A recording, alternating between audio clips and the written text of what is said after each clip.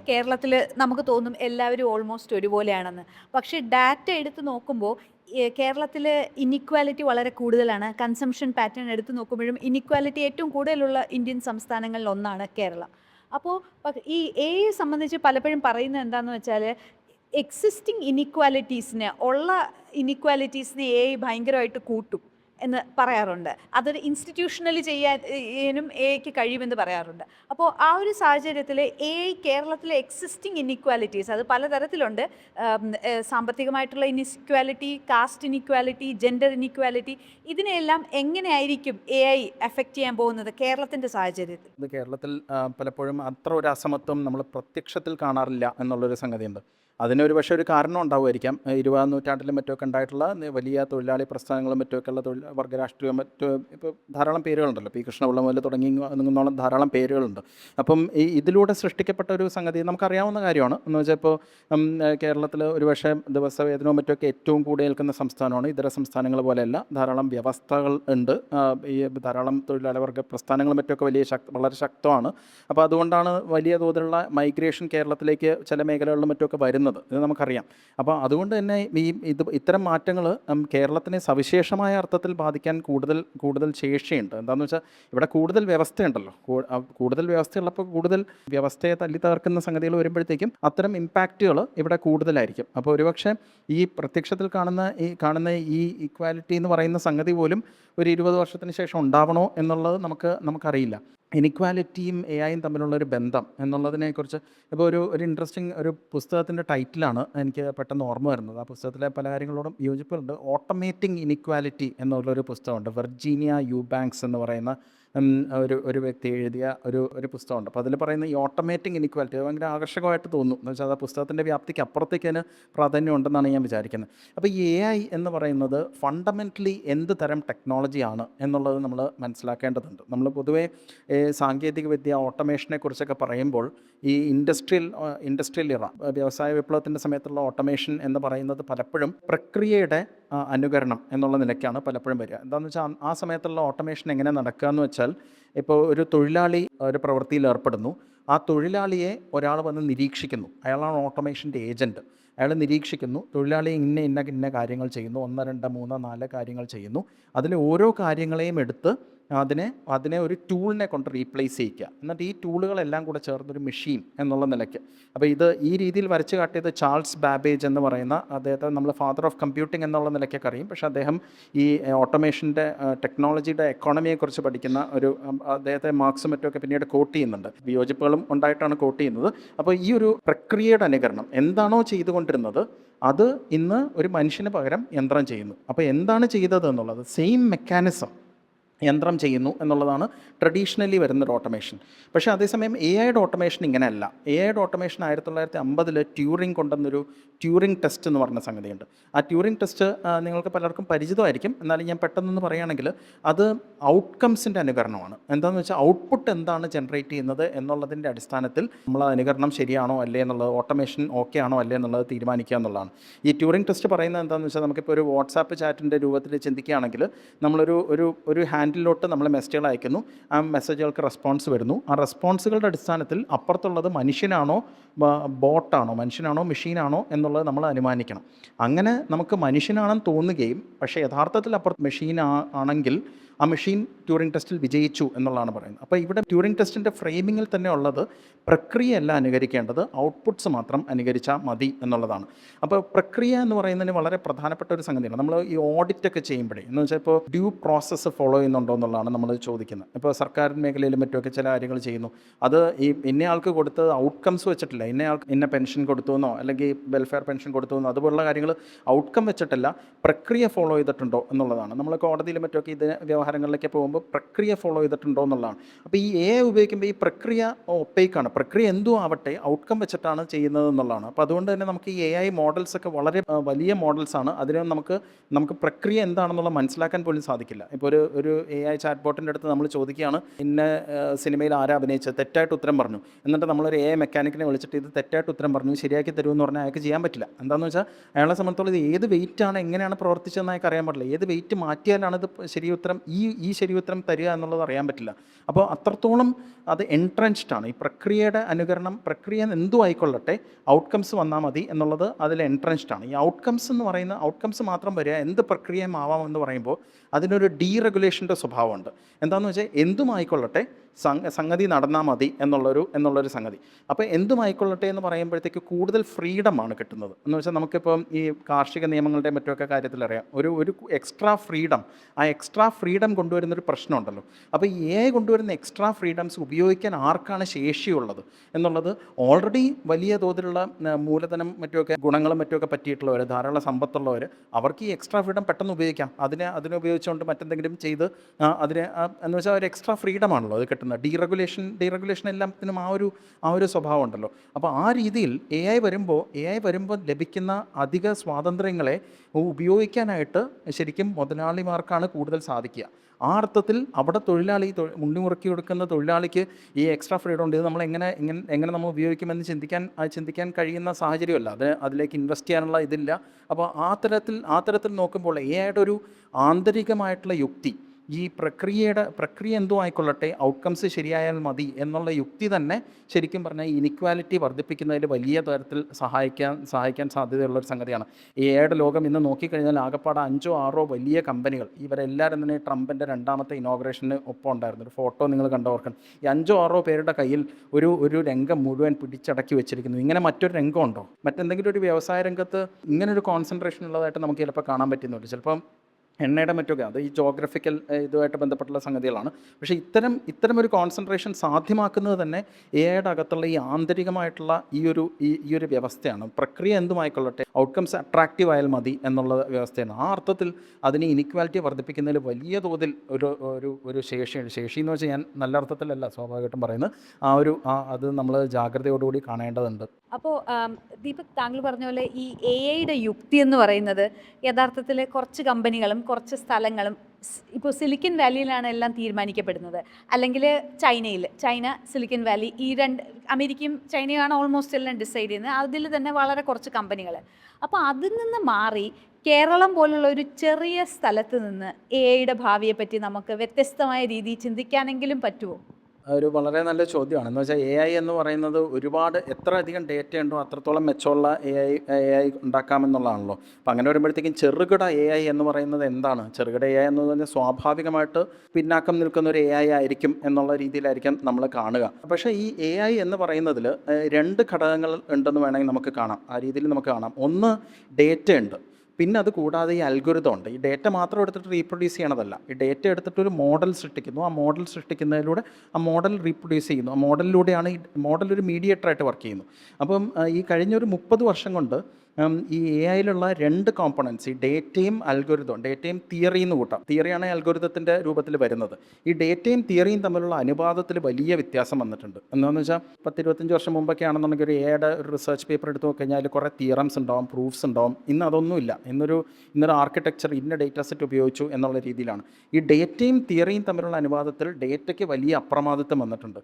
പക്ഷേ ഈ ഡേറ്റയ്ക്ക് വലിയ അപ്രമാദിത്വം വരുമ്പോഴത്തേക്കും അതിന് പ്രശ്നങ്ങളുണ്ട്. എന്താണെന്ന് വെച്ചാൽ ആ ഡേറ്റ ഇൻവാലിഡ് ആകുമ്പോൾ, ഒരു സിമ്പിളായിട്ടൊരു ഉദാഹരണം പറയുകയാണെങ്കിൽ, എന്ന് വെച്ചാൽ ഇപ്പം ഇന്ന് കോഡിങ്ങിനും മറ്റുമൊക്കെ പ്രോഗ്രാമിങ്ങിനും മറ്റുമൊക്കെ ധാരാളമായിട്ട് ഈ ഡേറ്റ ഉപയോഗിക്കുന്നുണ്ട്, AI ഉപയോഗിക്കുന്നുണ്ട്. അതെല്ലാം ഇന്നത്തെ ഈ പൈത്തൺ എന്ന് പറയുന്ന പ്രോഗ്രാമിംഗ് ലാംഗ്വേജിനെ അടിസ്ഥാനപ്പെടുത്തിയുള്ളതാണ്. പൈത്തണിൽ ഇന്ന കോഡ് തരൂ, ഇന്ന ചെയ്യാനുള്ള കോഡ് തരൂ എന്ന് പറഞ്ഞു കഴിഞ്ഞാൽ പെട്ടെന്ന് തരും. പക്ഷേ ഇതിപ്പോൾ നാളെ ഒരു പക്ഷേ പൈത്തൺ മാറി ഒരു ഫങ്ഷണൽ പ്രോഗ്രാമിംഗ് ലാംഗ്വേജ് മറ്റെന്തെങ്കിലും കുറച്ചുകൂടെ ഹയർ ലെവൽ പ്രോഗ്രാമിംഗ് ലാംഗ്വേജിലോട്ട് പോയി എന്ന് ഈ ടൂളുകളൊന്നും വർക്ക് ചെയ്യില്ല. എന്താണെന്ന് വെച്ചാൽ അതെല്ലാം ഡേറ്റ മാത്രമേ ഉള്ളൂ. അതിൻ്റെ അകത്ത് ഈ തിയറി ഇല്ല. എന്താണെന്ന് വെച്ചാൽ ഡേറ്റ റീപ്രൊഡ്യൂസ് ചെയ്യുക എന്നുള്ളതാണ്. ഡേറ്റയുടെ പ്രൈമസി വരുമ്പോൾ അത് ഇൻറ്റേർണലി ഒരു ഫ്രെജിലിറ്റി ഉണ്ട്. ആ ഡേറ്റ സൃഷ്ടിച്ച വ്യവസ്ഥ കുറച്ച് മാറുമ്പോൾ ആ ഡേറ്റയുടെ അപ്രമാദിത്വത്തിൽ സൃഷ്ടിക്കപ്പെട്ട സാങ്കേതിക വിദ്യ ഇൻവാലിഡ് ആവുകയും ചെയ്യും. അപ്പോൾ നമുക്കൊരു പക്ഷേ തിരിച്ചു പിടിക്കാൻ കഴിയുന്നൊരു സംഗതി എന്ന് പറഞ്ഞാൽ ഈ തിയറി എന്നുള്ളത് എന്ത് തരത്തിലായിരിക്കണം, എന്താണ് ഉദ്ദേശ ലക്ഷ്യം എന്നുള്ള രീതിയിലും മറ്റൊക്കെ എന്ത് രീതിയിൽ പ്രവർത്തിപ്പിക്കണം എന്നുള്ള നിലയ്ക്കും മറ്റൊക്കെ ആ തിയറി ഓറിയൻറ്റഡ് ആയിട്ടുള്ള AI നമ്മുടെ സോഷ്യൽ അല്ലെങ്കിൽ കൾച്ചറൽ ഇൻഫ്രാസ്ട്രക്ചറിൻ്റെ അകത്ത് ഇതെങ്ങനെ പ്രവർത്തിക്കണം എന്നുള്ളത് കൃത്യമായി വിലയിരുത്തി കൃത്യമായി തീരുമാനിക്കുക. ആ തീരുമാനങ്ങൾക്കനുസരിച്ച് ഈ ഡേറ്റയെ ഉപയോഗിക്കുക എന്നുള്ള രീതിയിൽ നമുക്ക് ഉപയോഗിക്കാം. ഇപ്പോൾ ഈ ഡേറ്റ എന്ന് പറയുന്നത് എപ്പോഴും ഹിസ്റ്റോറിക്കലാണ് എന്ന് വെച്ചാൽ സ്വാഭാവികമായിട്ട് അങ്ങനെയാണല്ലോ, നേരത്തെയുള്ള ഡേറ്റ ആണല്ലോ എടുക്കുന്നത്, അതിനുശേഷം മുന്നോട്ട് ഉപയോഗിക്കുന്നു എന്നുള്ളതാണ്. അപ്പോൾ ഈ ഡേറ്റയിൽ നിന്നുള്ള പാറ്റേൺസിനെ എടുത്തിട്ട് മുന്നിലേക്ക് പ്രൊജക്റ്റ് ചെയ്യുന്നു. Projecting the past on to the future എന്നൊക്കെ പറഞ്ഞിട്ടൊരാൾ സൂചിപ്പിക്കുന്നുണ്ട്. വ്യവസ്ഥ നിശ്ചലമാണ്, ഹിസ്റ്ററി ഇല്ല എന്നുള്ള തരത്തിലാണ്, എന്ന് വെച്ചാൽ ചേഞ്ച് ഇല്ല എന്നുള്ള തരത്തിലാണ് ആ അസംഷൻ. നേരത്തെയുള്ള ഡേറ്റ ഇനിയും ഉപകരിക്കും എന്ന് വെച്ചാൽ സമൂഹം മാറുന്നില്ല, ചരിത്രം എന്നുള്ള ഒരു പ്രക്രിയ അവിടെ നടക്കുന്നില്ല എന്നുള്ളതാണ് അവിടെയുള്ള ഒരു അസംഷൻ. അപ്പോൾ അതിൽ നിന്ന് വ്യത്യസ്തമായി നമ്മുടെ ഇന്നത്തെ ആവശ്യങ്ങൾക്ക് അനുസൃതമായിട്ട് ഈ ഡേറ്റ, ഹിസ്റ്റോറിക്കൽ ഡേറ്റ നമ്മൾ ഉപയോഗിക്കേണ്ടതുണ്ട്. പക്ഷേ ഇന്നത്തെ ആവശ്യങ്ങൾക്ക് അനുസൃതമായിട്ട് എങ്ങനെ ഉപയോഗിക്കാം എന്നുള്ളതിനെക്കുറിച്ച് നമ്മൾ ചിന്തിക്കേണ്ടിയിരിക്കുന്നു. അപ്പോൾ ആ അർത്ഥത്തിൽ നോക്കുമ്പോൾ ഈ ഡേറ്റയ്ക്ക് വളരെ സെക്കൻഡറി ആയിട്ടുള്ള റോളായിരിക്കും വരിക.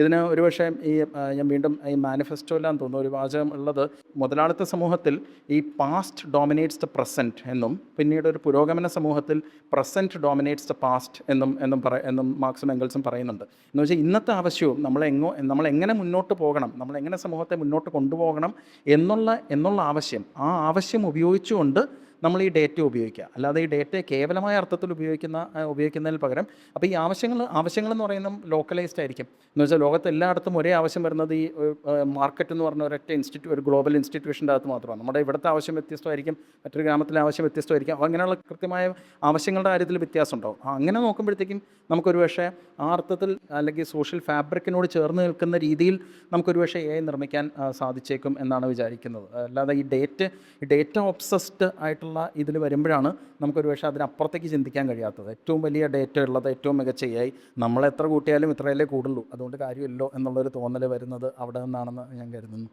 അപ്പോൾ നമ്മുടെ ഒരു ഹിസ്റ്ററി നോക്കുകയാണെങ്കിൽ ഇപ്പോൾ കേരളത്തിൽ ഫ്രീ സോഫ്റ്റ്വെയർ മൂവ്മെൻറ്റ് വളരെ ശക്തമായിരുന്നു. പക്ഷേ പിന്നെ പ്ലാറ്റ്ഫോമുകൾ വന്നപ്പോൾ ആ ഒരു കോപ്പറേറ്റീവ് രീതിയിലുള്ളൊരു പ്ലാറ്റ്ഫോം എന്നുള്ള ഒന്നും ഇവിടെ വലുതായിട്ട് ചുവട് പിടിച്ചില്ല. അപ്പോൾ ദീപക് പറഞ്ഞ പോലെ വേറൊരു AI പറ്റി ചിന്തിക്കുമ്പോൾ, ഈ ഒരു ഹിസ്റ്ററി വെച്ച് ചിന്തിക്കുമ്പോൾ നമുക്ക് എങ്ങനെ മുന്നോട്ട് പോകാം?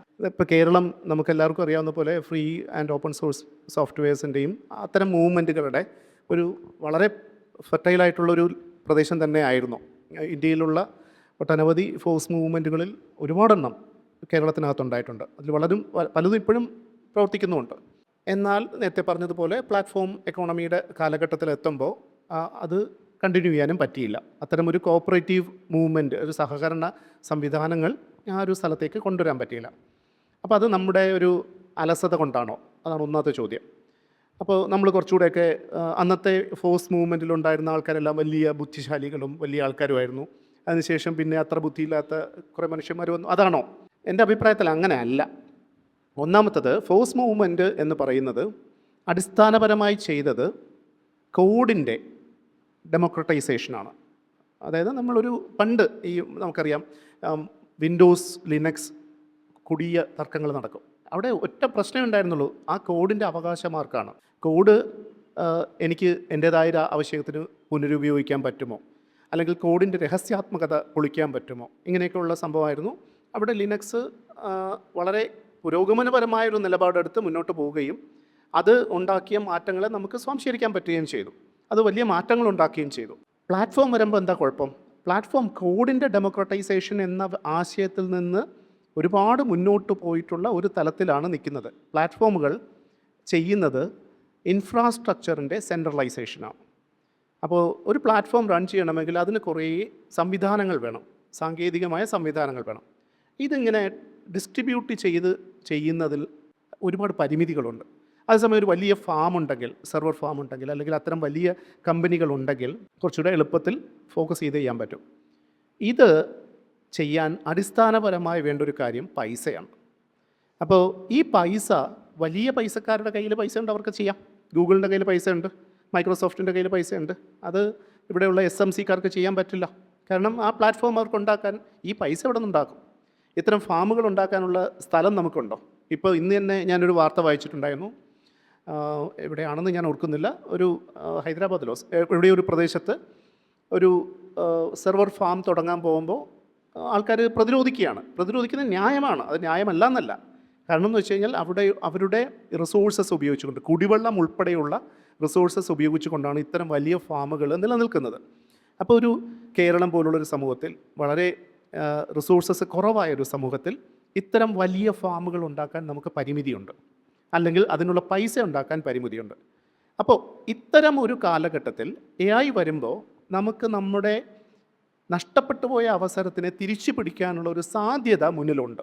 അവിടെ ഒന്ന് ദീപക കൃത്യമായി സൂചിപ്പിച്ചു, ഇതിൻ്റെ അടിസ്ഥാനപരമായ സാങ്കേതികതയെ, ടെക്നോളജിയെ നമ്മൾ ഒന്ന് റീവിസിറ്റ് ചെയ്യേണ്ടതുണ്ട്. ഈ വലിയ ഡാറ്റ സെൻട്രിക് അല്ലാത്ത, ഡാറ്റ ഫോക്കസ്ഡ് അല്ലാത്ത സാങ്കേതിക വിദ്യകൾ, കുറച്ചുകൂടെ മോഡൽ അല്ലെങ്കിൽ അൽഗോരിതം സ്പെസിഫിക് ആയിട്ടുള്ള സാങ്കേതിക വിദ്യകൾ ഉണ്ടാക്കിയെടുക്കാൻ നമുക്ക് സാധിക്കും. കാരണം എന്താണെന്ന് വെച്ച് കഴിഞ്ഞാൽ ഇന്ത്യയുടെ മൊത്തം IT വിഭവശേഷി നോക്കിയാൽ അതിലൊരു 16-17% പ്രൊവൈഡ് ചെയ്യുന്ന കേരളമാണ്. അപ്പോൾ കേരളത്തിന് IT-യുടെയോ ഇത്തരം ഡിജിറ്റൽ സാങ്കേതിക വിദ്യകളുടെയോ വിഭവശേഷി ഇല്ലാഞ്ഞിട്ടല്ല, വിഭവശേഷി ഇൻ ദ സെൻസ് ഹ്യൂമൻ റിസോഴ്സസിൻ്റെ ശേഷി നമുക്ക് നന്നായിട്ടുണ്ടത്. പക്ഷേ ഈ 17% ആൾക്കാർ എവിടെയാണ്? അതിലൊരു ചെറിയ ശതമാനം മാത്രമേ തിരുവനന്തപുരത്തും കൊച്ചിയിലും ഉള്ളൂ. ബാക്കി കുറച്ച് ശതമാനം കോഴിക്കോടുണ്ടാവും. ബാക്കിയുള്ളവരൊക്കെ ബാംഗ്ലൂരോ ഹൈദരാബാദോ ഏതൊക്കെയോ രാജ്യങ്ങളിലാണ്. അപ്പോൾ പക്ഷേ ഇവിടെ അത്തരമൊരു ഇൻഫ്രാസ്ട്രക്ചർ ഉണ്ട്, എന്ന് വെച്ചാൽ ഇത്തരം ആൾക്കാരെ ഡെവലപ്പ് ചെയ്യാനുള്ള ഒരു ഇൻഫ്രാസ്ട്രക്ചർ നമുക്കുണ്ട്. രണ്ടാമത്തെ കാര്യം നേരത്തെ സൂചിപ്പിച്ചതുപോലെ ഡാറ്റ, അതുപോലെ തന്നെ ടെക്നോളജി, എന്താ പറയുക, അൽഗോരിതം. മറ്റൊരു കാര്യം ഇതിൻ്റെ ഇൻഫ്രാസ്ട്രക്ചർ. ഈ 3 സ്ഥലത്തും നമുക്കൊരു സാധ്യതയുണ്ട്. ആ സാധ്യത ഇന്നിപ്പോൾ MP മരിച്ചിട്ട് 2ാമത്തെ ദിവസമാണ്. MP ഒക്കെ ചിന്തിക്കുമായിരുന്ന, അല്ലെങ്കിൽ MP ഒക്കെ വളരെ ആക്റ്റീവായിരുന്നെങ്കിൽ അദ്ദേഹം നേതൃത്വം കൊടുക്കുമായിരുന്ന ഒരു കാഴ്ച നമുക്ക് പെർസ്യൂ ചെയ്യേണ്ടതുണ്ട്. അത് നമ്മുടെ ഉത്തരവാദിത്വം കൂടിയാണ്. ഒന്ന്, നമ്മുടെ ഡാറ്റ. ഈ ഡാറ്റ ഇപ്പോൾ വലിയ LLMകൾ ഒക്കെ ചെയ്യുന്നത് പോലെ, ഇപ്പോൾ OpenAIയുടെ ഒരു കഥയുണ്ട്. OpenAI ചെയ്യുന്നതെന്ന് വെച്ച് കഴിഞ്ഞാൽ വലിയ പുസ്തകശാലകളിൽ നിന്ന് ലക്ഷക്കണക്കിന് പുസ്തകങ്ങൾ വാങ്ങിച്ചിട്ട് ഇത് സ്കാൻ ചെയ്ത് അതിനെ ഡിസ്ട്രോയ് ചെയ്ത് കളയാം. ഈ സ്കാൻ ചെയ്ത് കിട്ടുന്ന ഇത്രയും കണ്ടൻറ്റ്, ഒരു കാര്യം, ഇങ്ങനെ വാങ്ങിക്കുമ്പോൾ വളരെ റെയറായിട്ടുള്ള പുസ്തകങ്ങൾ കൂടി ഇവർക്ക് കിട്ടുന്നുണ്ട്. ഇതവർ സ്കാൻ ചെയ്ത് ഉപയോഗിക്കുന്നത് നിയമത്തിലെ, അവരിപ്പോൾ US-ലാണെങ്കിൽ US-ലെ നിയമത്തിൻ്റെ ഒരു ലൂപ്പ് ഹോൾ ഉപയോഗിച്ചിട്ടാണ്. നിങ്ങൾ വായിക്കുന്നതിനെ നിങ്ങൾക്ക് ഉപയോഗിക്കാം. അപ്പോൾ ഇത് വായിക്കുന്നത് ആരെന്ന് അതിൽ പറയുന്നില്ല, വായിക്കുന്നത് യന്ത്രമാണ്. ഈ യന്ത്രം വായിക്കാനായി ലക്ഷക്കണക്കിന് പുസ്തകങ്ങൾ ക്യാപിറ്റൽ ഉപയോഗിച്ച് ഉപയോഗിച്ചിട്ട് കത്തിച്ച് കളയുന്നുണ്ട്, നശിപ്പിച്ച് കളയുന്നുണ്ട്. അതായത് മറ്റൊരു മനുഷ്യനത് വായിക്കാൻ പാടില്ല. അത് അങ്ങനെ സംഭവിക്കാൻ അവർക്ക് വലിയ സാധ്യതയുണ്ട്. നമുക്ക് ഇവിടെ ഒന്ന് ആലോചിച്ച് നോക്കൂ, നമ്മളൊരു ഗ്രന്ഥശാല പ്രസ്ഥാനത്തിൻ്റെ നാടാണ്. വലിയ ഒരു നെറ്റ്വർക്ക് നമുക്കിവിടെ ഉണ്ട്. നമുക്ക് അറിവിൻ്റെ നെറ്റ്വർക്ക് നമ്മളുടെ ഉള്ളിൽ ഇംപ്ലിസിറ്റായി കിടക്കുന്നുണ്ട്. ഇതിനെ കളക്ട് ചെയ്തുകൊണ്ട്, ഇതിനെ കുറച്ചുകൂടി കൃത്യമായ രീതിയിൽ ക്രമീകരിച്ചുകൊണ്ട് ഒരു പബ്ലിക് ഡാറ്റ ട്രസ്റ്റ് നമ്മുടെ സൊസൈറ്റിക്ക് ക്രിയേറ്റ് ചെയ്യാൻ പറ്റിക്കഴിഞ്ഞാൽ നമ്മുടെ ഡാറ്റയുടെ അവകാശവും അതിൻ്റെ ലഭ്യതയും നമുക്ക് കിട്ടും. അപ്പോൾ അടുത്ത ചോദ്യം, എന്താണ് നമ്മുടെ ഡാറ്റ? നമ്മുടെ ഡാറ്റ നമ്മുടെ പ്രായോഗികമായ ആവശ്യങ്ങൾക്ക് നമുക്ക് ഉപയോഗിക്കാൻ പറ്റുന്ന ഡാറ്റ ആയിരിക്കണം. അതായത് കേരളത്തിലുള്ള കിണറുകളുടെ എണ്ണം, അതിനകത്തുള്ള വെള്ളത്തിൻ്റെ അതിൻ്റെ ഗുണനിലവാരം, കക്കൂസുകളുടെ വിന്യാസത്തിനെ പറ്റിയിട്ടുള്ള അളവുകൾ, അല്ലെങ്കിൽ നമ്മുടെ സാനിറ്റൈസേഷൻ്റെ, അല്ലെങ്കിൽ മറ്റ് എന്താ പറയുക, നമ്മുടെ ഒരു ഇമ്മ്യൂണൈസേഷൻ പ്രോഗ്രാമുകളുടെ വിശദാംശങ്ങൾ, ഇങ്ങനെ നമ്മുടെ സമൂഹത്തിൽ നമുക്ക് ഉപയോഗിക്കാൻ പറ്റുന്ന എന്തൊക്കെ ഡാറ്റയുണ്ടോ ഇതൊക്കെ നമുക്ക് നമ്മുടേതായിട്ടുള്ള ഒരു പബ്ലിക് ഡാറ്റ ട്രസ്റ്റിലൂടെ ഉപയോഗിക്കാൻ പറ്റണം. ഇതിനൊരു സാധ്യതയുള്ളത് ഓപ്പൺ ഡാറ്റ എന്ന ആശയം കഴിഞ്ഞ ഒരു ദശകമായി നമ്മുടെ സമൂഹത്തിൽ നിലനിൽക്കുന്നുണ്ട്. ഗവൺമെൻറ്റിൻ്റേതായുള്ള സപ്പോർട്ടും പൊതുസമൂഹത്തിൻ്റേതായിട്ടുള്ള ഒരു ലക്ഷ്യബോധവും ഉണ്ടെങ്കിൽ നമുക്ക് വേണ്ട ഡാറ്റയെ ഓപ്പൺ ഡാറ്റയാക്കി കൺവേർട്ട് ചെയ്തുകൊണ്ട് അതിനെ പൂൾ ചെയ്യാനും അതിനെ ലഭ്യമാക്കാനുമുള്ള, അല്ലെങ്കിൽ അതിൻ്റെ അവകാശം നമുക്കാക്കി മാറ്റാനുള്ള ഒരു സാഹചര്യം നമുക്കുണ്ട്. രണ്ടാമത്തത്, ഇതുപോലെ തന്നെ ഒരു public infrastructure, computing infrastructure develop ചെയ്യാൻ പറ്റുമെന്ന് ആലോചിക്കണം. ഒരിക്കലും ഒരു സംവിധാനത്തിനോ ഒരു പ്രത്യേക NGOയ്ക്കോ ഒരു ഓർഗനൈസേഷനോ ഇത്തരം വലിയൊരു സംവിധാനം ഉണ്ടാക്കാൻ പറ്റില്ല. എന്നാൽ ഇത്തരം സംവിധാനങ്ങളുടെ ഒരു കളക്റ്റീവിന്, ഒരു കോഓപ്പറേറ്റീവ് ഒരു എക്കോസിസ്റ്റത്തിന് ഇത്തരത്തിലുള്ളൊരു വലിയ ഇൻഫ്രാസ്ട്രക്ചർ ഉണ്ടാക്കിയെടുക്കാൻ സാധിച്ചേക്കും. അതിൽ തന്നെ മറ്റൊരു പ്രശ്നം നമുക്ക് അഡ്രസ്സ് ചെയ്യേണ്ട ഒരുപാട് കാര്യമുണ്ട്. ഇപ്പോൾ നമ്മൾ പബ്ലിക് ഇൻഫ്രാസ്ട്രക്ചർ ഉണ്ടാക്കാൻ തീരുമാനിച്ചു, ക്രൗഡ് സോഴ്സിങ്ങിലൂടെ അല്ലെങ്കിൽ ക്രൗഡ് ഫണ്ടിങ്ങിലൂടെ നമ്മൾ പൈസ ഉണ്ടാക്കി. ഇതിന് വേണ്ട കുറച്ച് അടിസ്ഥാന ഘടകങ്ങൾ, ഇപ്പോൾ GPU NPU എന്നൊക്കെ സാധനങ്ങളുണ്ട്. ഇത് നമുക്ക് കിട്ടില്ല എന്ന് പറയാനുള്ള കാരണം എന്ന് വെച്ച് കഴിഞ്ഞാൽ, നേരത്തെ ദീപക് സൂചിപ്പിച്ചതുപോലെ ലോകത്തിൻ്റെ ഇതിൻ്റെ കുത്തക മുഴുവൻ ചൈന ഉണ്ടെന്നൊക്കെ ഇപ്പോൾ പറയുന്നേ ഉള്ളൂ. ആക്ച്വലി ഇപ്പോഴും കുത്തക അമേരിക്കയ്ക്ക് തന്നെയാണ്. അമേരിക്കയിൽ എൻവിഡിയ എന്ന കമ്പനിയാണ് ഈ GPUs നമുക്ക് പ്രൊവൈഡ് ചെയ്യുന്നത്. എൻവിഡിയയ്ക്ക് ഒരു രാജ്യത്തിന് GPUs കൊടുക്കുന്നതിന് റെസ്ട്രിക്ഷൻസ് ഉണ്ട്. ഇപ്പോൾ അമേരിക്ക കൃത്യമായി പറയുന്നുണ്ട് ചൈനയ്ക്ക് കൊടുക്കരുത്, ഇന്ത്യക്ക് കൊടുക്കാനൊരു കോട്ടയുണ്ട്, ആ കോട്ടയ്ക്കകത്തേ കിട്ടത്തുള്ളൂ. അപ്പോൾ നമ്മൾ വിചാരിക്കുകയാണ് നമ്മുടെ കയ്യിൽ പൈസ ഉണ്ട്, എന്നാൽ കൂടിയും ഇത്തരം GPUs നമുക്ക് കിട്ടണം എന്നില്ല. അപ്പോൾ മറ്റു വ്യവസായങ്ങൾ, ഇപ്പോൾ സെമി കണ്ടക്ടർ ബിസിനസ് പോലുള്ള അല്ലെങ്കിൽ സെമി കണ്ടക്ടർ ഇൻഡസ്ട്രി പോലുള്ള സംവിധാനങ്ങളെ നമ്മുടെ രാജ്യത്തിനകത്തും നമ്മുടെ സംസ്ഥാനത്തിനകത്തും സൃഷ്ടിച്ചെടുക്കേണ്ട സാഹചര്യമുണ്ട്. ഇതിൻ്റെ ടെക്നോളജി മാറേണ്ട സാഹചര്യമുണ്ട്. ഇതിനാവശ്യമായ അൽഗോരിതം ഡെവലപ്മെൻറ്റ് നമുക്ക് വലിയ ഒരു ഹിസ്റ്ററി ഉണ്ട്, ആ ഹിസ്റ്ററി യൂസ് ചെയ്യേണ്ട സാഹചര്യമുണ്ട്. ഇങ്ങനെ ഒരു കമ്മ്യൂണിറ്റി ഡ്രിവൺ ആയിട്ടുള്ള പബ്ലിക് കമ്പ്യൂട്ടിംഗ് ഇൻഫ്രാസ്ട്രക്ചറുകൾ നമുക്കുണ്ടാക്കിയെടുക്കാൻ പറ്റുമോ? ഒരു വ്യക്തിക്ക് പറ്റില്ല, ഒരു സംവിധാനത്തിന് പറ്റില്ല, ഒരു ഓർഗനൈസേഷന് പറ്റില്ല, പക്ഷേ ആസ് എ സൊസൈറ്റി നമുക്കിത് പറ്റും. ഇതിലേക്ക് പോകാൻ നമ്മൾ ഒരു തീരുമാനം എടുക്കണം. ഈ തീരുമാനം ഉണ്ടായിക്കഴിഞ്ഞാൽ അടുത്ത ഘട്ടമാണ് ടാലൻറ്റ്. ടാലൻറ്റിനകത്താണ് വളരെ അടുത്തൊരു പ്രശ്നം. നമ്മൾ 17% നമ്മുടെ ടാലൻറ്റ് ഉണ്ട് എന്ന് പറയുമ്പോഴും അവരെ നമുക്ക് കിട്ടില്ല. കാരണം ഇപ്പോൾ ഒരു AI മേഖലയ്ക്കകത്തുള്ള ഒരു ജോലി ചെയ്യുന്ന ഒരാളുടെ ശമ്പളം ചോദിച്ചാൽ തല കറങ്ങിപ്പോവും. ഇപ്പോൾ ഞാനൊരു 23 കൊല്ലമായിട്ട് ജോലി ചെയ്തുകൊണ്ടിരിക്കുന്ന ഒരാളാണ്. എനിക്ക് കിട്ടുന്ന ശമ്പളത്തിൻ്റെ 4 ഇരട്ടി 5 ഇരട്ടിയാണ് AI മേഖലയ്ക്കകത്ത് പ്രവർത്തിക്കുന്ന 2-3 വർഷം എക്സ്പീരിയൻസ് ഉള്ള ഒരാൾക്ക് കിട്ടുന്നത്. അപ്പോൾ അത്രയും പൈസ ഉണ്ടെങ്കിൽ മാത്രമേ അവരെ കൊണ്ടുവരാൻ പറ്റൂ. അപ്പോൾ നമുക്ക് വേണ്ടതെന്ന് വെച്ച് കഴിഞ്ഞാൽ വളരെ ഗ്രാസ് റൂട്ട് ലെവലിൽ ഇത്തരം ടെക്നോളജിയെ അക്സെപ്റ്റ് ചെയ്യാനുള്ള, ടെക്നോളജിയെ ഉൾക്കൊള്ളാനുള്ള ശേഷി ഉണ്ടാക്കിയെടുക്കണം. ആ ശേഷിക്ക് എന്ത് സാധിക്കുക? അതിന് നമുക്ക് വളരെ ബേസിക്കായിട്ട് ഒരു AI ലിറ്ററസിയിൽ നിന്ന് തുടങ്ങേണ്ടി വരും. നമ്മുടെ സമൂഹത്തിൽ മൊത്തത്തിൽ AI എന്ന സാങ്കേതിക വിദ്യ പരിചയപ്പെടണം.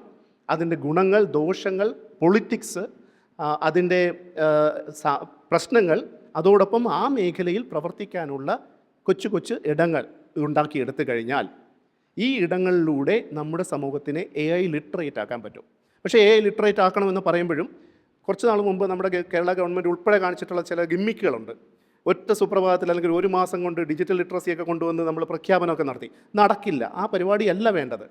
നമുക്ക് ദീർഘകാലയളവിൽ ഇത്തരം പ്രവർത്തനങ്ങൾ കോർഡിനേറ്റ് ചെയ്യാനുള്ള ഒരു ബൗദ്ധിക നേതൃത്വം കേരളത്തിനകത്ത് ഉണ്ടായി വന്നേ മതിയാവും. അതിനുള്ള ശേഷി നമുക്കിപ്പോഴും ഉണ്ട്. പക്ഷേ അതിനെ കൃത്യമായി പൊളിറ്റിക്കലി കൊണ്ടുവരാനുള്ള ഒരു മൂവ്മെൻ്റ് ഉണ്ടായി വരണം എന്നുള്ളതാണ് അതുമായി ബന്ധപ്പെട്ട ഒരവസ്ഥ. ഇവിടെയാണ് ശരിക്കും നമുക്ക് മുന്നേറാനുള്ള വലിയ സാധ്യതകൾ ഒളിച്ചു കിടക്കുന്നതെന്നാണ് ഞാൻ വിശ്വസിക്കുന്നത്. ദീപക്, താങ്കൾ കോപ്പറേറ്റീവ് AI പറ്റി ഒരുപാട് വർക്ക് ചെയ്തിട്ടുള്ള ആളാണ്. അതിൻ്റെ സാധ്യതകളും അരുൺ പറഞ്ഞ പോലെ എന്തൊക്കെ സാധ്യമാകും കോപ്പറേറ്റീവ് AIയിലൂടെ? കോപ്പറേറ്റീവ് AI എന്ന് നിങ്ങളിപ്പോൾ സെർച്ച് ചെയ്ത് കഴിഞ്ഞാൽ ആദ്യം കിട്ടുന്ന 1-2 റിസൾട്ട് ഉണ്ട്. അതിലെന്താ പറയുന്നതെന്ന് വെച്ചാൽ AI ഏജൻറ്റുകൾ എന്ന് പറയുന്ന കുറച്ച് സംഗതികളുണ്ട്. ഈ AI ഏജൻറ്റുകൾ തമ്മിൽ കോപ്പറേറ്റ് ചെയ്യുന്നത് എങ്ങനെയാണ് എന്നൊക്കെ പറഞ്ഞിട്ടാണ്. അപ്പോൾ ഇതൊരു അബ്യൂസ് ഓഫ് ദ വേർഡാണ്. കോപ്പറേറ്റിവിസം എന്ന് പറയുന്നത് ഈ എക്കണോമിക് ഡെമോക്രസി ആയിട്ട് ബന്ധപ്പെട്ടുള്ള വലിയ പ്രധാനപ്പെട്ട ഒരു 1800-കളിലും മറ്റുമൊക്കെ ഉടലെടുത്ത വലിയ പ്രധാനപ്പെട്ട ഒരു വ്യവസ്ഥയാണ്. ആ വ്യവസ്ഥയ്ക്കകത്ത് എങ്ങനെയാണ് AIയെ കൊണ്ട് ഇത് ചെയ്യാൻ സാധിക്കുക എന്നുള്ളൊരു ചോദ്യമുണ്ട്. അപ്പോൾ അതിൽ എന്ന് വെച്ചാൽ ഒരു ഡെമോക്രാറ്റിക് ഗവേണൻസ് എന്നുള്ള അർത്ഥത്തിലാണ് ശരിക്കും കോപ്പറേറ്റീവ് മേഖലയെ കുറിച്ച് നിങ്ങൾക്കറിയാം. എന്ന് വെച്ചാൽ എത്ര ഷെയറുള്ള ആൾക്കും ഒരു വോട്ടാണുള്ളത്. വൺ പേഴ്സൺ വൺ വോട്ട് എന്നുള്ള, 1 മെമ്പർ 1 വോട്ട് ഉള്ളൊരു മോഡലാണ്. ജോയിൻറ്റ് സ്റ്റോക്ക് കമ്പനികൾ പോലെ അല്ല. അപ്പോൾ ആ രീതിയിലൊരു ഡെമോക്രാറ്റിക് ആയിട്ട് എങ്ങനെ AI നിർമ്മിക്കാൻ പറ്റും, അങ്ങനെ നിർമ്മിച്ചു കഴിഞ്ഞാൽ എങ്ങനെയായിരിക്കും AI പ്രവർത്തിക്കുക എന്നൊക്കെ ഉള്ളൊരു ചോദ്യമാണ്. അപ്പോൾ ഇത് ശരിക്കും പറഞ്ഞാൽ വിശാലമായ രീതിയിൽ നോക്കുമ്പോഴത്തേക്കും ഈ AIയുടെ വിമോചനപരമായ ബദലുകൾ എന്നുള്ളതിലേക്ക് എന്നുള്ളൊരു വിശാലമായ ക്യാൻവാസിൻ്റെ അകത്താണ് ഇത് നിൽക്കുന്നത്. AI വെച്ചിട്ട് എങ്ങനെയാണ് നമുക്ക് പുരോഗമനപരമായ ദിശയിലേക്ക് കൊണ്ടുപോകുക എന്നുള്ളൊരു വിഷയത്തിലേക്ക് കിടക്കുമ്പോൾ ഒരു പക്ഷേ എന്ന് വെച്ചാൽ വളരെ ചുരുക്കം എക്സാമ്പിൾസ് നമുക്ക് മുന്നിലുള്ളൂ. അപ്പോൾ അതിൽ ഒന്ന് എനിക്ക് തോന്നുന്നത്, എനിക്ക് വളരെ ഇൻട്രസ്റ്റിംഗ് ആയിട്ട് തോന്നിയ ഒരു സംഗതി വിക്കിപീഡിയയുടെ ഒരു AI പോളിസിയാണ്. വിക്കിപീഡിയ ഒരു നോട്ട് ഫോർ പ്രോഫിറ്റ് ഓർഗനൈസേഷനാണ്. വലിയ തോതിൽ കണ്ടൻറ്റും മറ്റൊക്കെ ഹോസ്റ്റ് ചെയ്യുന്നൊരു ഓർഗനൈസേഷനാണ്. അപ്പോൾ അവർ പറയുന്നത് പുട്ട് ഹ്യൂമൻസ് ഫസ്റ്റ് എന്നുള്ള ഒരു പോളിസിയാണ് അവർ അതിൽ പറഞ്ഞിട്ടുള്ളത്. അപ്പോൾ അത് ആ ടൈറ്റിലിനോട് എത്രത്തോളം അതിൻ്റെ പോളിസിയുടെ ഡീറ്റെയിൽസ് നീതി പുലർത്തുന്നുണ്ടെന്നുള്ളതൊക്കെ നമുക്ക് വാദിക്കാം, ചർച്ച ചെയ്യാം, അതൊക്കെ ചെയ്യാം. പക്ഷേ പുട്ട് ഹ്യൂമൻസ് ഫസ്റ്റ് എന്ന് പറയുന്നത് ഒരു പ്രധാനപ്പെട്ട ഒരു സ്ലോഗനായി ആയിരിക്കണം എന്നാണ് എനിക്ക് തോന്നുന്നത്. അതുപോലെ തന്നെ ഈ ചൈനയുടെയും മറ്റുമൊക്കെ AI ഗവേണൻസുമായിട്ട് ബന്ധപ്പെട്ടുള്ള ഡോക്യുമെൻറ്റ്സിലും വളരെ ഇൻട്രസ്റ്റിംഗ് ആയിട്ടുള്ള ഭാഷ നമുക്ക് ദൃശ്യമാകും. ഒന്ന്, ഈ AI എന്ന് പറയുന്നത് ഒരുപാട് ഡേറ്റ ഉപയോഗിച്ചുകൊണ്ടുള്ളൊരു സംഗതിയാണല്ലോ. ഡേറ്റ ഉപയോഗിച്ചുകൊണ്ട് എങ്ങനെ സോഷ്യൽ നീഡ്സ് മനസ്സിലാക്കാൻ സാധിക്കും എന്നുള്ളത്, finding social needs using data എന്നുള്ളൊരു സംഗതി. അപ്പോൾ അതിലൂടെ ഒരുപക്ഷെ സോഷ്യൽ നീഡ്സിൻ്റെ അടിസ്ഥാനത്തിലാവുമ്പോഴത്തേക്കും ഈ സൊല്യൂഷൻസും സോഷ്യലാവും. അപ്പോൾ ഇത് നേരത്തെ അരുൺ ഗ്രന്ഥശാല പ്രസ്ഥാനത്തെക്കുറിച്ചും മറ്റൊക്കെ പറഞ്ഞു. ഇപ്പോൾ ഉദാഹരണത്തിന് നമ്മളിപ്പോൾ ഒരു പുസ്തകത്തെക്കുറിച്ചും മറ്റൊക്കെ AI-യുടെ അടുത്ത് ചോദിക്കുകയാണെന്ന് കരുതുക, ഈ ഒരു പുസ്തകം കണ്ടു, എവിടെ കിട്ടും എന്ന് ചോദിക്കുകയാണെന്ന് കരുതുക. നമ്മൾ നാട്ടിൻപുറത്ത് ഒരാളോട് ചോദിക്കുകയാണെന്നുണ്ടെങ്കിൽ ഒരുപക്ഷെ അയാൾ പറയും ഇന്നയാൾ വായിച്ചിട്ടുണ്ട്, അല്ലെങ്കിൽ ഇന്ന ഗ്രന്ഥശാലയിൽ കിട്ടും, അല്ലെങ്കിൽ ഇന്ന സ്ഥലത്ത് ഇതിനെക്കുറിച്ച് അറിയാവുന്ന ഒരാളുണ്ട് എന്നൊക്കെ ആയിരിക്കും പറയുക. പക്ഷേ ഇതെപ്പോഴും ആമസോണിൽ നിന്ന് സജസ്റ്റ് ചെയ്യുള്ളൂ. ആമസോണിൽ പോയി വാങ്ങാൻ പറ്റും എന്ന് സജസ്റ്റ് ചെയ്യുക. അങ്ങനെ നമ്മുടെ ഒരു സുഹൃത്ത് നമ്മളോട് പറഞ്ഞു കഴിഞ്ഞാൽ ഇതൊക്കെ എനിക്ക് പറയാം, നിങ്ങൾ പറയേണ്ട കാര്യമില്ലെന്ന് നമ്മൾ പറയുക. അപ്പോൾ ഇത് ബേസിക്കലി സോഷ്യലല്ല ഈ ഉത്തരങ്ങൾ. ഈ AI ചാറ്റ് ബോട്ട്സ് തരുന്ന ഉത്തരങ്ങൾ സോഷ്യലല്ല. അതെന്തുകൊണ്ടാണെന്ന് വെച്ചാൽ അത് ഈ ആഗോള എല്ലാ ഡേറ്റയും കൂടെ ഉപയോഗിച്ചുകൊണ്ട് ചെയ്യുന്നു എന്ന് പറയുമ്പോഴത്തേക്കും ഒരു ഗ്ലോബൽ ഇൻസ്റ്റിറ്റ്യൂഷനായിട്ട് നിലനിൽക്കുന്ന മാർക്കറ്റിൻ്റെ വാല്യൂസ് ആയിരിക്കും അത് പ്രതിഫലിപ്പിക്കുക. സ്വാഭാവികമായിട്ടുള്ളൊരു സംഗതിയാണ്. അപ്പോൾ അതുകൊണ്ട് സോഷ്യലായിട്ടുള്ള സൊല്യൂഷൻസ് എങ്ങനെ വികസിപ്പിക്കാം? സോഷ്യലായിട്ടുള്ള സൊല്യൂഷൻസ് എന്ന് പറയുമ്പോൾ മനുഷ്യൻ്റെ അധ്വാനവും സാങ്കേതിക വിദ്യയും വളരെ ഇഴചേർന്ന് കിടക്കുന്ന രീതിയിലുള്ള സൊല്യൂഷൻസ് ആയിരിക്കും അത്. എന്ന് വെച്ചാൽ ഇതിപ്പോൾ ഇപ്പോഴത്തെ നിലയ്ക്ക് ഒരു പക്ഷേ മാർക്സിൻ്റെ ഒരു വാചകത്തിന് അദ്ദേഹം പറയുന്നൊരു സംഗതി ഉണ്ട്, annihilation of space by time. അതായത് ഞാൻ എയുടെ ലോകത്തേക്ക് വരുമ്പോൾ annihilation of common sense by data എന്നോ annihilation of everything by data എന്നോ മറ്റോ നമുക്ക് പറയാം. എല്ലാത്തിനും പകരം വെക്കാൻ ഡേറ്റ മതി എന്നുള്ളൊരു ലോകമാണ്. പക്ഷേ അങ്ങനെ പറ്റില്ലല്ലോ. ഒരു മനുഷ്യനൊരു സാമൂഹിക രാഷ്ട്രീയ ജീവിയാണെന്നുള്ള നിലയ്ക്ക് അതിൽ മൂല്യങ്ങളുണ്ട്, വീക്ഷണങ്ങളുണ്ട്, ഇതെല്ലാം ഉണ്ട്. ഇതന്നെ എല്ലാത്തിനും ഡേറ്റവൽക്കരിക്കാൻ പറ്റില്ല. ഇങ്ങനെയുള്ള കാര്യങ്ങൾ പറയുമ്പോഴത്തേക്ക് ഏറ്റവും ആദ്യം ഒരു കമ്പ്യൂട്ടർ സയൻസ് സ്റ്റുഡൻ്റ് അടുത്ത് പറയുകയാണെങ്കിൽ പറയാം, ഇതിനെ എല്ലാത്തിനും നമുക്ക് എങ്ങനെയെങ്കിലും ക്യാപ്ചർ ചെയ്ത് ബ്രെയിൻ ഇൻ്റർഫേസ് വെച്ചിട്ട് ക്യാപ്ചർ ചെയ്ത് നമുക്ക് ഡേറ്റ ഉപയോഗിച്ചിട്ട് അത് അങ്ങനെ ചെയ്യാൻ പറ്റുന്ന കാര്യമല്ല ഇത്. എന്ന് വെച്ചാൽ ഇത് റെപ്രസെൻറ്റ് ചെയ്യാൻ പറ്റുന്ന കാര്യങ്ങളല്ല. അപ്പോൾ അതുകൊണ്ട് തന്നെ എങ്ങനെയാണ് ഈ മനുഷ്യൻ്റെ സബ്ജക്റ്റിവിറ്റീസ് അല്ലെങ്കിൽ ആത്മനിഷ്ഠമായ അംശങ്ങളും മറ്റുമൊക്കെ എങ്ങനെയാണ് ഈ സാങ്കേതിക വിദ്യയുമായിട്ട് ഒത്തിണങ്ങി പ്രവർത്തിക്കുക? മനുഷ്യനെ ഡിസ്പ്ലേസ് ചെയ്യുക എന്നുള്ള ഒബ്സഷനിലല്ല, മനുഷ്യനെ ഉൾക്കൊള്ളുക എന്നുള്ളൊരു ഒബ്സഷനിൽ എങ്ങനെയായിരിക്കാം AI ഉണ്ടാക്കേണ്ടത് എന്നുള്ളതിനെക്കുറിച്ചായിരിക്കാം നമ്മൾ ചിന്തിക്കേണ്ടത്. അതൊരു പക്ഷേ എന്ന് വെച്ചാൽ ഒരു സീക്വൻസ് ഓഫ് പ്രോസസ്സ് ഉണ്ടെന്ന് കരുതുക. ആ പ്രോസസ്സിൽ കുറേയധികം മനുഷ്യൻ്റെ ഇൻവോൾവ്മെൻറ്റ് ഉണ്ടാകുന്ന കുറച്ച് സെഗ്മെൻറ്റ്സ് ഉണ്ടാവും, അതിനിടയ്ക്ക് ടെക്നോളജീൻ്റെ ഇൻവോൾവ്മെൻറ്റ് ഉണ്ടാകുന്ന സെഗ്മെൻറ്റ്സ് ഉണ്ടാവും. ഇപ്പോൾ അങ്ങനെയുള്ള പൈപ്പ് ലൈൻസ് ആയിരിക്കണം നമ്മളൊരു പക്ഷേ ഡെവലപ്പ് ചെയ്യേണ്ടത്. ടെക്നോളജിയെ നമ്മൾ ഒരിക്കലും എന്ന് വെച്ചാൽ ടെക്നോളജിക്ക് ഒരു ലിബറേറ്ററി എലിമെൻ്റ് ഉണ്ടല്ലോ. നമ്മളൊരു കാര്യം ഇപ്പോൾ ഉദാഹരണത്തിനൊരു മൊബൈൽ ഫോണിലൊരു നമ്പർ സ്റ്റോർ ചെയ്ത് വെച്ചാൽ നമ്മൾ പിന്നെ നമ്പർ ഓർക്കേണ്ടതില്ല. അതൊരു ടെക്നോളജി തരുന്ന ഫ്രീഡം ഉണ്ട്. അതല്ലെങ്കിൽ ഒരു ഊന്നുവടി, ഒരു സാങ്കേതിക വിദ്യ ആണെങ്കിൽ ഊന്നുവടി കൊണ്ട് നമുക്ക് ഒരു പക്ഷേ വീഴാതെ നടക്കാം. അതൊക്കെ തരുന്ന ഒരു എംപവർമെൻ്റ് ഉണ്ട്, സ്വാതന്ത്ര്യമുണ്ട്. ആ സ്വാതന്ത്ര്യം ഉപയോഗിക്കുകയും ചെയ്യണം. പക്ഷേ അതേസമയം ഹ്യൂമൻ സബ്ജക്റ്റിവിറ്റീസിനെ ഒഴിവാക്കിക്കൊണ്ടല്ല, ഹ്യൂമൻ സബ്ജക്റ്റിവിറ്റീസിനെ ഉൾക്കൊണ്ടുകൊണ്ട് മനുഷ്യനൊരു സാമൂഹിക രാഷ്ട്രീയ ജീവിയാണ് എന്നുള്ളൊരു ബോധ്യത്തിൻ്റെ അടിസ്ഥാനത്തിൽ നമുക്ക് എങ്ങനെ സാങ്കേതിക വിദ്യകൾ നിർമ്മിക്കാം എന്നുള്ളതായിരിക്കാം ഒരു പക്ഷേ മുന്നോട്ട് പോകുമ്പോഴത്തേക്കും ചിന്തിക്കേണ്ട കാര്യങ്ങൾ. അത്തരത്തിലുള്ള പല സൂചനകളും പല ദിശകളിൽ നിന്നും വരുന്നുണ്ട്. അതൊരു പക്ഷേ എന്ന് വെച്ചാൽ ഇന്നത്തെ വ്യവസ്ഥ സമ്പൂർണ്ണമായിട്ടൊരു ക്യാപിറ്റലിസ്റ്റ് വ്യവസ്ഥയാണെന്നുള്ളതുകൊണ്ട് ചില കോണുകളിൽ അവിടെ ഇവിടെയും പാർശ്വങ്ങളിലും മറ്റുമൊക്കെ ചില കാര്യങ്ങളും മറ്റുമൊക്കെ വരുന്നുണ്ട്. ചൈനയുടെ ഇതിൽ നിന്നാവാം, അതുപോലുള്ള ചില നോട്ട് ഫോർ പ്രോഫിറ്റ് ഓർഗനൈസേഷൻസിൻ്റെ ഭാഗത്തു നിന്നാവാം, അല്ലെങ്കിൽ പല ചാരിറ്റീസിൻ്റെ ഭാഗത്തു നിന്നാവാം. അതുപോലുള്ള ചില ബദലുകളൊക്കെ വരുന്നുണ്ട്. ഒരു പക്ഷേ അടുത്ത 5 വർഷത്തിലും മറ്റുമൊക്കെ അത്തരം ബദലുകൾ ഒരു പക്ഷേ അതിൻ്റെ ശൈശവ കാലം കഴിഞ്ഞ് അടുത്ത ഘട്ടത്തിലേക്ക് എത്തും എന്നും പ്രായോഗികമായിട്ടുള്ള സമ്പൂർണ്ണ ബദലുകളായിട്ട് നമ്മുടെ മുന്നിൽ വരുമെന്നും അതൊരു ഓപ്ഷനായിട്ട് നമ്മുടെ മുന്നിൽ നിൽക്കുമെന്നൊക്കെ വിചാരിക്കാം എന്ന് മാത്രമേ ഇപ്പോൾ പ്രത്യാശിക്കാൻ സാധിക്കുള്ളൂ എന്ന് തോന്നുന്നു.